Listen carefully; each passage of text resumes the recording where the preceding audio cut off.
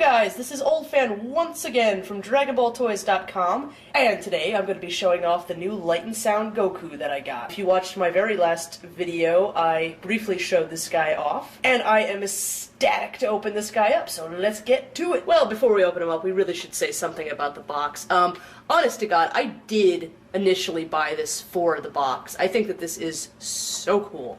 In some of my other figure reviews for Bandai products where I spend a lot of time reviewing the box. I mean, this is what I'm talking about. Like, this is the kind of packaging design that I love to see from Bandai. Just totally over the top, just stuff going on everywhere. It's what I love about the company. It's one of the things that I love about the show, quite frankly, is like this kind of marketing for the show is exactly like one of the reasons why I love it so much. It's just so over the top and colorful and bright and just gorgeous. So, like, I will take this figure out of the box. I mean, I'm not in love with the box because I think that the figure is going to be worth something one day. I just think it's fantastic packaging. So I will keep him in the box, but it will be a figure that I open up and play with whenever the hell I want to. I couldn't possibly give this box a more raving review. I hope the figure is half as good. So without further ado, let's open him up. Okay, now I've opened him up, but I did want to quickly mention really quick that I'm calling this series Light and Sound Goku, but I really actually have no idea if that's the true name of the series. I can't read this lettering. If anybody watching can and wants to help me find out what this series is actually called from what's on the box, I would be very, very grateful for your help. He's not really the greatest Goku facial sculpt in the world. The body is sort of, looks a little stiff, but at the same time he sort of reminds me of some of the Super Battle collection. I mean, sort of like the new Dragon Hero figures too. He sort of has this stiffness. He is a nice sculpt. I'm definitely not trying to give the impression that it isn't. I love his arms. This is kind of nerdy, but then again, what that I'm doing isn't. I really like the way that they separated these two parts of his shirt like that. It just looks a little better, and it's something that a lot of sculpts of Goku figures don't ever do. You know, again, this toy does have a gimmick, so there's a lot of things about the sculpt that sort of have to accommodate that. One of which being that there's little, like, sound holes in his cummerbund, or whatever you want to call this. And if you flip him around on the back, he does have screws. He does have quite a bit of electrical stuff in him, so I imagine that's part of why.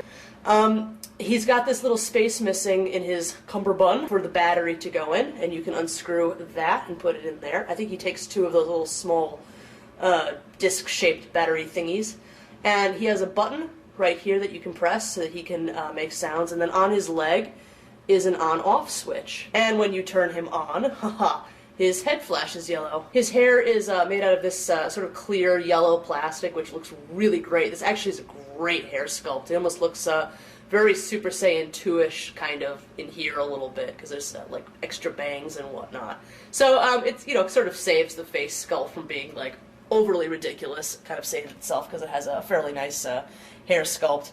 And also I wanted to mention that it's probably not coming up the greatest on video, but the variation in the color of the plastic in his pants and on his shirt is really nice. There's like some darker orange, but then there's some lighter orange over here and over here.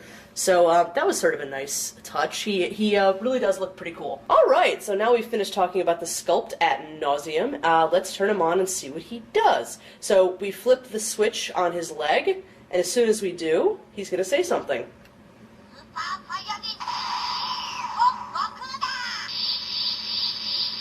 What I really like about this is that that's actually Masako Nozawa's voice, so I thought that was a really, really nice touch. It sort of made, you know, again, the problems with the facial sculpt and some of the awkwardness of the figure, it kind of made all that go away for me. I mean, I thought that was really, really neat. My one main complaint about this figure is that I don't think it really does enough. I mean, that's a fantastic introduction. Let's see it again. I'm going to put him a little closer to the camera so you can hear him.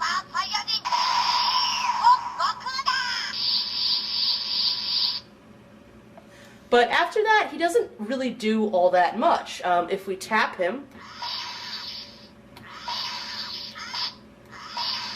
hard, he'll do that. If we tap him lightly, he'll just do that. But he doesn't, and if you sometimes move his limbs around, I notice this doesn't do this every time, but sometimes if you move his limbs around, that also will make his hair light up and him do that, probably just because from the force of my twisting this. His feet, see, he's going crazy now. His feet do turn. I'm going to turn him off for a second. His feet do move around. His waist is not articulated, but that's probably because of all the electrical stuff in him. His arms go 360. His hands don't move.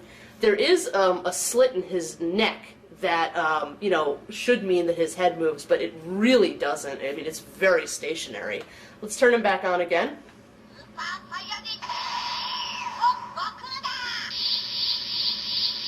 And you guys have seen that. You've seen what we do when we tap him once. Tap him hard, he does that. And he's also got this button on his back, so let's press that.